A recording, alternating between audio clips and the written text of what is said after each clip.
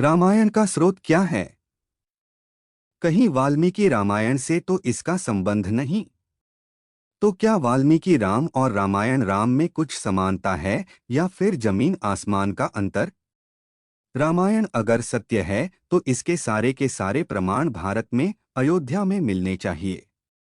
जैसे कि राम जी का अयोध्या में महल, दरबार, हवेली, उस समय के सिक्के, शिलालेख, उस समय के बर्तन, गहने इत्यादि। परंतु इसमें से ऐसा कोई भी प्रमाण, लेख, वास्तु या कुछ अन्य ऐतिहासिक तथ्य प्रमाण कहीं कुछ भी नहीं। ऐसा क्यों? सैटेलाइट से चित्र राम सेतु का मिल गया, रावण का लंका स्थित हवाई अड्डा भी मिल गया, लेकिन राम जी का घर, मकान, विश्रामशाला, पाकशाला कुछ भी भारत की जमीन के भीतर अथवा ऊपर नहीं मिला आज तक। लेकिन हाँ, सवाल पूछने पर आस्था, श्रद्धा, हिंदू के नाम पर फुफकारते हुए नास्तिक, लिबरल, मार्क्सवादी और भी न जाने क्या क्या बका जाता रहा है, जिससे पता चलता है कि दाल में काला नहीं बल्कि पूरी दाल ही काली है। दरअसल जो चीजें सत्य होती हैं उस पर डिबेट होने से अगर सामने वाला हमलावर हो जाए तो इससे स्पष्ट हो जाता है कि वह जबरदस्ती अपनी बात मनवाना चाहता है और झूठ का पर्दाफाश होने देना नहीं चाहता। भारत में सम्राट चंद्रगुप्त मौर्य तथा उनसे भी पहले सिंधु घाटी सभ्यता, मोहनजोदड़ो, हड़प्पा और सिकंदर आगमन के प्रमाण मौजूद हैं, लेकिन राम जी, दशरथ जी, उनके पुरखों का कोई भी प्रमाण खुदाई में क्यों नहीं मिलता?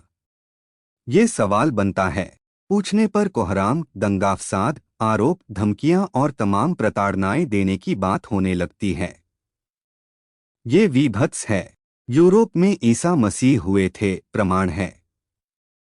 भारत में बुद्ध, महावीर प्रमाण है। तो क्या बुद्ध महावीर ने राम जी की चर्चा की थी?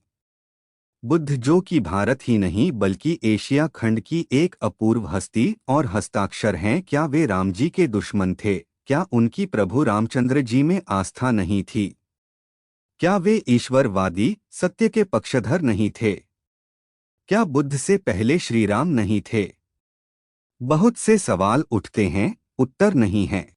दरअसल हमारे देश में हिमालय पर्वत, गंगा इत्यादि सत्य हैं और वास्तविक भी, इसलिए आज भी वो हमारे सामने हैं। तो सर्वशक्तिमान ईश्वर जो कि शाश्वत है, उसका जन्म स्थान और प्रमाण, ये सब कुछ एक विशिष्ट वर्ग संप्रदाय के लोग अगर समाज में लगातार प्रचारित और स्थापित करते रहते हैं तो इससे उनको बहुत कुछ प्राप्त होता है। इसी प्राप्ति को बनाए रखने का यह सब तिकड़म है। अगर ये भगवान इत्यादि होते तो किसी को बताने और प्रचलित करने की आवश्यकता ही नहीं पड़त। ऋतु और काल जिस तरीके से अपने अपने काम करते रहते हैं, किसी को बताने या प्रमाणित करने की जरूरत नहीं पड़ती। ठीक उसी तरह से अगर ईश्वर हैं, राम जी हैं, तो वे अपने आप अपना प्रभाव दिखाएंगे। इसमें ढोल पीटने वाली कोई बात नहीं है।